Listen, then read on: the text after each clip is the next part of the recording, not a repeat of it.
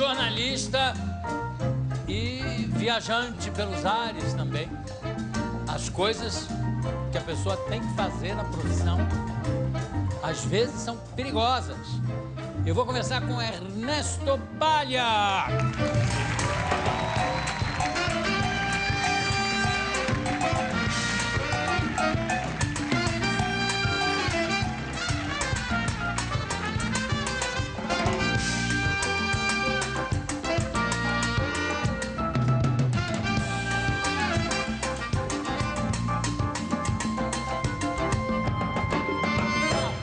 Ernesto, primeiro você, como jornalista, deve ter ficado ali impaciente quando eu errei o dia da semana do negócio do Osama Bin Laden. Foi o importante domingo. Era o SEAL Six lá não errar. O resto a gente pode errar. E a gente está fazendo uma confusão agora. Eu tenho ouvido falar que tem apresentador assustadíssimo com esse negócio de Osama e Obama. Não, mas... Quem matou quem? É complicado, né? Também. Pensa bem. Pensa bem. Você tem o mundo inteiro para você escolher. O cara podia ser José, Matthew, né? Camila, podia ser qualquer coisa. Aí tem que ser Osama e o Obama que manda matar Osama. Não, realmente, dá confusão, são aquelas coisas da história que parecem mágicas. Claro que não são, mas realmente precisou um Obama para matar o Osama. Aliás, você fala Osama ou Osama?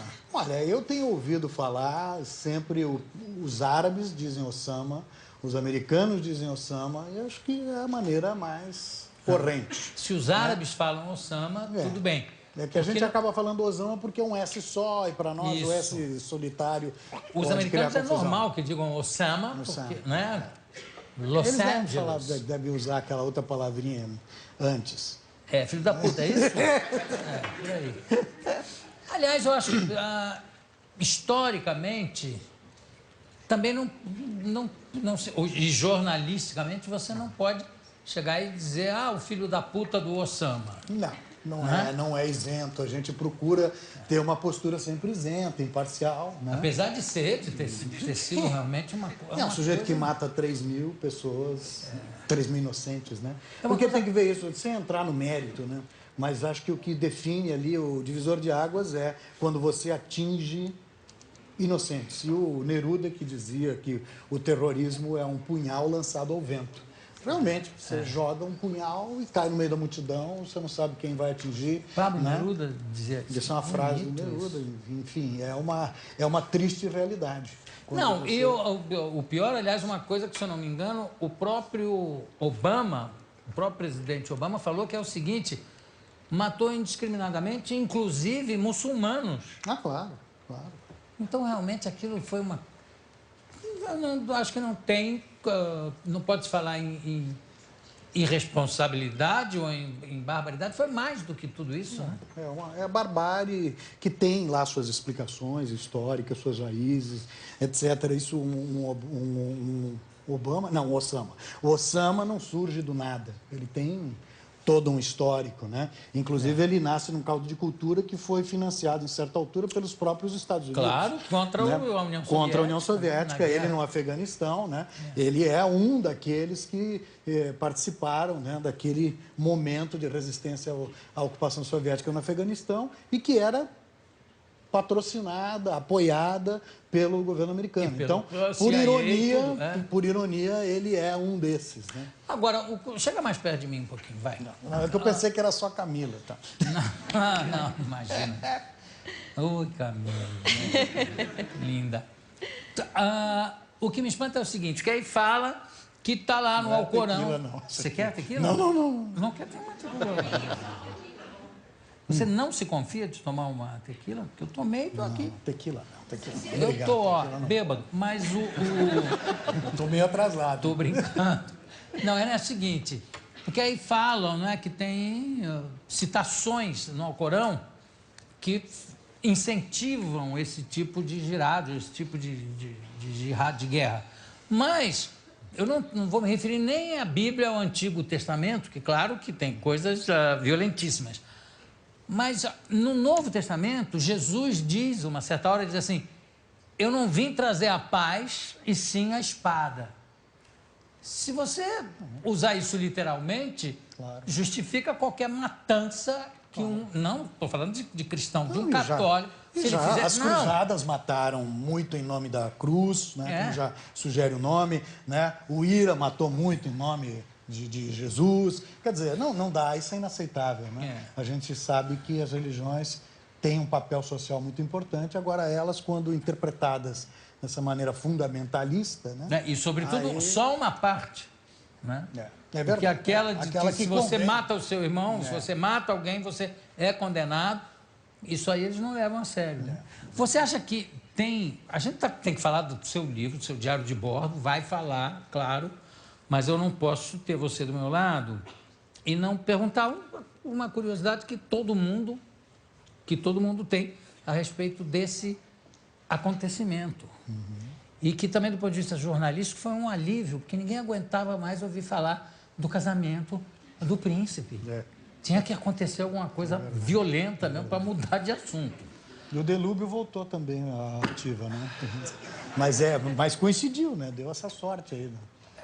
Quer dizer, aquele negócio de depois de mim o delúbio não é verdade, continua. Pois é. Mas voltando a falar do negócio do Osama, você acha possível que alguém com menos... Porque ele tinha um carisma realmente fantástico. Com menos carisma, consiga seguir a mesma trilha de terror? Agora a gente vai ter que esperar para ver. A questão é que Osama Bin Laden cresceu. Eu não sou um especialista, né? Mas enfim, como observador, e eu estava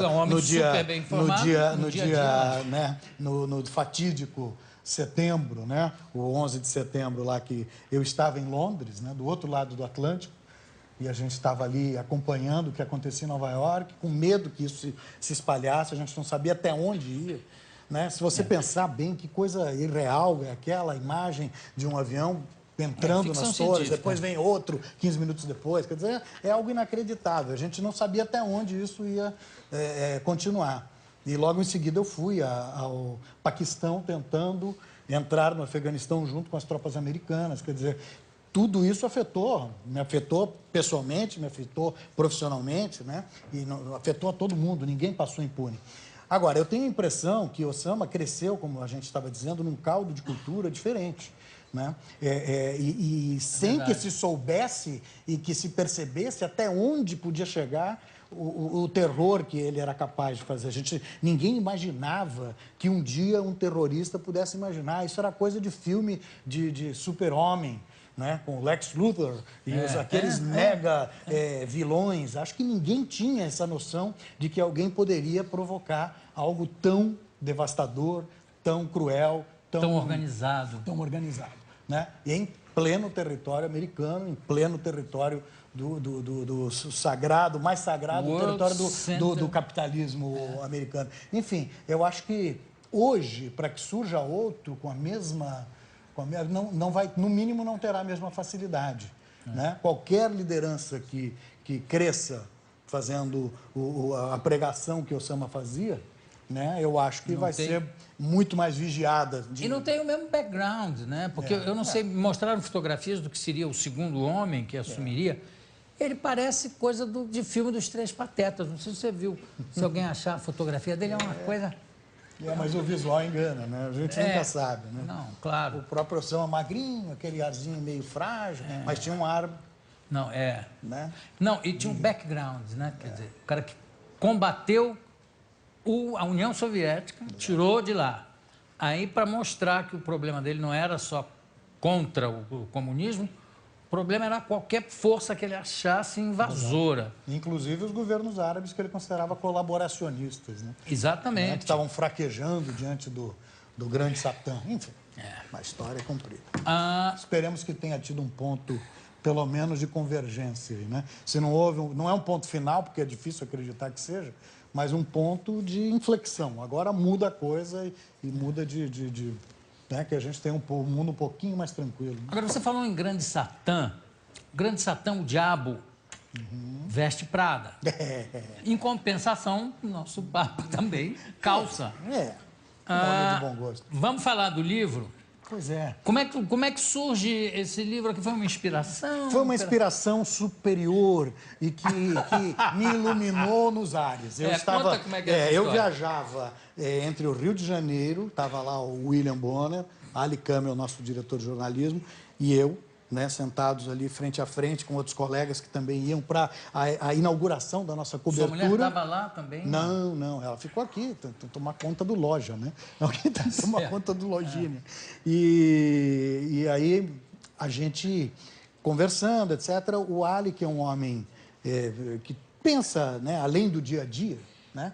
Ele me disse o seguinte: Palha, por que você não escreve a história dessa cobertura que está começando agora, que era uma cobertura inédita, né? Rapidamente relembrando, o Jornal Nacional me mandou, numa equipe de 8 pessoas, mais 3 tripulantes de um jato maravilhoso, rodar o Brasil antes das eleições do ano passado, né? Então, a gente foi a todos os estados e a cada noite a Fátima e o William, na bancada do Jornal Nacional, tiravam ali o nome de uma cidade que a gente devia visitar. Então a gente ficava sabendo ali na hora, e tinha que embarcar e sair correndo. Eram voos de 2, 3, 4 horas numa ocasião. O mais longo, a gente saiu de Rio Branco, no Acre, na fronteira com a Bolívia praticamente, e cruzou o país inteiro, 4 horas e tanto de voo até chegar ao Atlântico, em Vitória, que é perto de onde a gente ia fazer a matéria no dia seguinte, que era Guarapari. Quer dizer, não havia como planejar, daqui vai para cá? Não. E eu fiquei, o que mais me impressionou nessa história toda foi que eu, depois disso, tive que voltar a andar em avião de carreira. Quer dizer, uma coisa meio... Eu fiquei mal acostumado. E eu falei assim, puxa, mas não dá para ficar pelo menos com um aviãozinho? Eles falaram, tá bom, vamos lá, olha...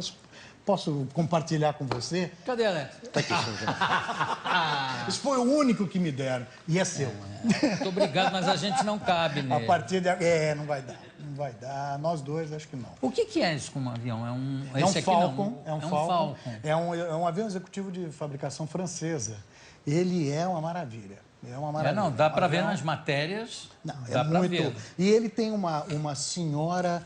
autonomia, você cruza o país. Na verdade, ele é feito para você ir à Europa com apenas uma escalazinha ali, talvez na ilha... Dakar? Em Dakar, Ilha do Sal, né? Então, dá para você voar tranquilamente com ele. Pelo Brasil, era covardia. E a gente não tinha apenas esse, né? Temos que dizer a verdade. Tinha também um monomotor, que é uma maravilha. Um monomotor eu vi. Um Caravan. Novo, em folha. O que você achava quando entrava no monomotor? Não, mas é um monomotor musculoso, mas parrudo. É monomotor. Você vê luta livre, cara musculoso, que cai. Cai também. Não, mas deu tudo certo. Você tem medo de avião? Não tenho. Eu ia lá, eu não sei se é talvez adequado, mas a gente cantava. A gente espantava, porque não dizem que espantam, mas a gente cantava hinos, cantava músicas, a gente relaxava, era uma equipe de 11 pessoas contando com a tripulação que estava viajando todo dia, faz muito isso. Loucamente. Então a gente cantava, brincava, tinha que relaxar em algum momento, né? Durante o dia não dava, era um assédio, todo mundo, claro, as pessoas ansiosas querendo falar dos problemas de suas cidades, querendo nos comunicar, alguns assessores de políticos querendo nos, digamos, conduzir. Então a gente... E vocês cantando? E a gente cantava principalmente, eu gostava de puxar o hino do monomotor. Claro! Como é que é o hino do monomotor? Eu conheço assim, não sei se todo mundo conhece, mas é um que diz assim: segura na mão de Deus. Ai, que maravilha! Ela te sustentará, né? Não teme. Maravilha. Você sabe que a Marluce, que foi nossa diretora geral aqui, e ela dizia que só viajava, quando tinha que pegar um executivo, ela só viajava de Pilatus, que é um monomotor. Olha. É um monomotor extraordinário. E eu dizia, mas peraí, você sabe é monomotor. É monomotor, mas eles pousam em qualquer lugar. Né? Sim, mas de repente o chamado Pilatus, de repente lava as mãos e vire-se, né? E você, como mas é que este monstro aéreo para pousar não é em qualquer lugar, não. Então, a gente pousava na cidade a mais próxima, mais aparelhada para receber um jato desse porte. Quantas horas de voo, o maior tempo de voo a bordo do Mono? A gente fez voos de coisa de 1h30, porque ele tinha uma boa... A gente foi, por exemplo, de Rio Branco. A gente voltou de Cruzeiro do Sul, né, no Acre, e justamente a gente foi com um avião menor, porque ele que permitia pousar em qualquer lugar. Então, é isso que eu digo. E sacudia muito? Porque ele voa mais baixo, então você tem bastante... E a gente voava naquele horário gostoso, né? 12h, 1h, 2h, aquele solão que esquenta, aí vem aquele ar quente que é mais leve, então você vai só no solavanco. E eu tentando escrever. Agora, então, o livro talvez tenha uma ou outra falha, gente, vocês não vão levar mal, mas... Não, imagina. Agora, o que a gente tem de bom aqui a gente tem muitas imagens. Não é à toa, eu trabalho em televisão, evidentemente, então a gente colocou muita imagem, até porque nós tivemos uma sorte. Um dos nossos colegas é um talentoso fotógrafo, né? E o Ulisses Mendes, que aliás está sentado ali. Olha o Ulisses ali. É o nosso querido amigo de preto. Cadê o ali. Ulisses? Pronto, tá ali. Ah, tá atrás da Camila, tá vendo a Camila? Tudo bem. Você viu a Camila? É que eu não tirei o olho da Camila, agora que eu vi. Mas o Ulisses, por exemplo, enquanto trabalhava na sua função, que naquela ocasião era de operador técnico, né, Ulisses? De unidade portátil de jornalismo, o nome pomposo e tal, mas é o cara que pega no pesado, que tem que garantir que o cinegrafista tem a bateria, a mão, o cabo, a luz, tudo lá, o microfone. Né? Então, esse cara, nas horas vagas, ele tirou mais de 3.000 fotografias. Né? Imagina. E boas. 3.000, quer dizer, você não fazia coisa nenhuma. Ele enganava a gente.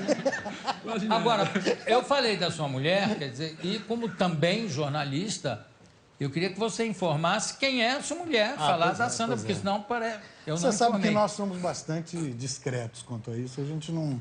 Sim, mas não é segredo de ninguém, é a Sandra Nemberg, que eu tenho esse privilégio de ser casado com ela. E que é minha bicolega, porque eu tenho o lado jornalista e ela tem o lado de atriz, que ela foi atriz durante muito tempo. É verdade. Não é verdade? E sabe que ela é que me presenteou meu primeiro GPS, meu primeiro telefone satelital.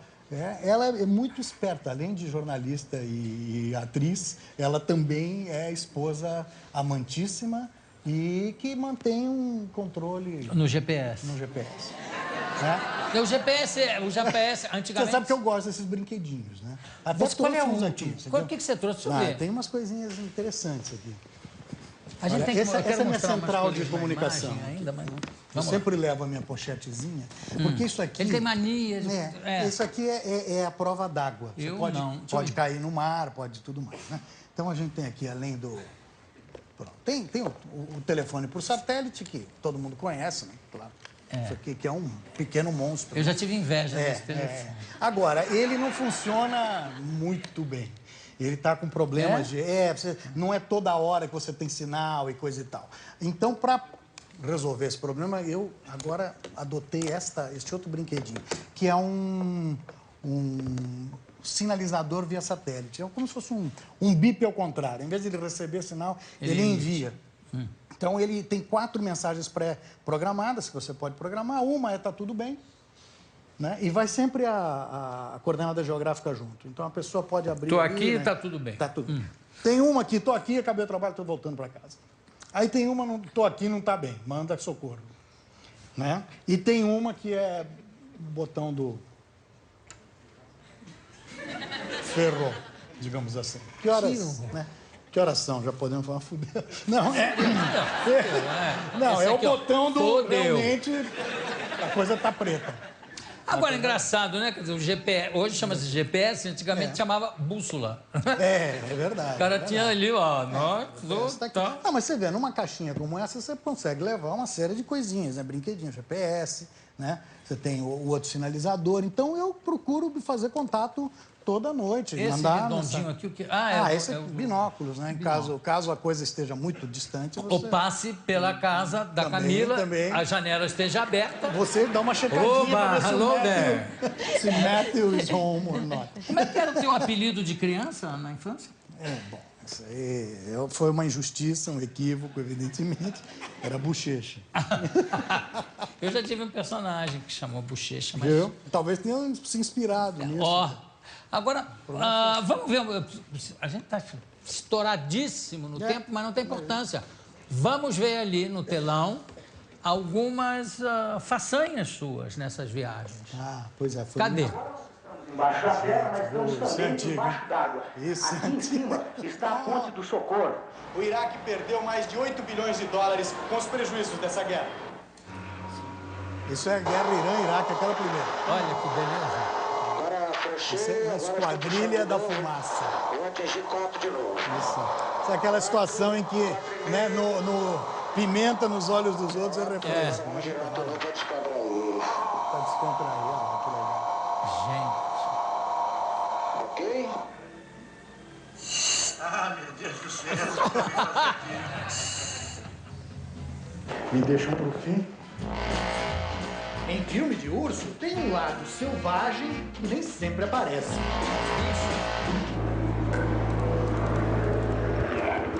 Lá embaixo é pior? Ah, minha Maria. Que aperto! Vamos lá.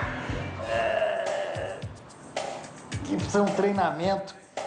Olha o GPS. 20 anos de submarino. O cidadão sair disso aqui com certa dignidade. O sapato já ficou no caminho. Realmente eu estou condenado a entrar em latas. Ufa! Chegou a minha vez de emergir. Eu estou percebendo o seguinte... Meus chefes têm um senso de humor meio estranho, né? Eu nunca vou conseguir andar de submarino. Porque Talvez a eu gente precise entalo que nem uma encomendar. rolha ali no começo. Não é fácil. Não é não. Olha que passei apertado. Olha aqui. Isso, daí deve vir essa expressão, passar apertado. Parabéns pelo livro, pelas matérias. Né? Quantos anos de jornalismo? 32. Eu comecei muito garoto, né? Que é Naquela como- época, é. eles ainda pegavam Jardim menor da de infância. idade. O Diário de Bordo do JN e parabéns ao Ali Câmara, porque é uma ideia fantástica, né? De ter esse registro Então, foi um empurrão histórico. único, né? Porque outro eu não faço. Foi uma sugestão carinhosa. Vai lá e escreve. Não, ele imagina, ele tem um tom de voz até super tranquilo. Mas sabe como é? Sugestão Ele, aliás, é uma que a gente deve das acatar, pessoas né? mais gentis que eu já conheci. Certamente. Que é realmente, né? Acredito que isso tenha sido feito realmente uma sugestão num tom absolutamente Tranquilo. cordial. Que E a nem saberia ideia fazer é, diferente. é que as pessoas saibam como a gente trabalha. É um livro muito A transparente, ideia é fala ótima. do nosso sistema de trabalho, de como a gente faz as coisas, do que a gente enfrenta no dia a dia. Gente, e aqui tem Feira de Santana. Feira de Santana. Terra que é o GPS do Bira. Porque todos os lugares do mundo que se fala aqui, ele fala, é perto de Feira de Santana, ao lado de Feira de Santana. Tudo Feira é de ao lado. Santana é um lugar fantástico, onde eu descobri, por exemplo, que é um lugar que tem uma fábrica de aviões dentro de um aeroporto que não funciona, por falta de conservação da pista. Então você vê que Tudo tem culpa coisas. do Bira. Tá vendo? Aí, que a Feira de Ernesto Santana. Palha, muito obrigado. Daqui a pouco a gente volta.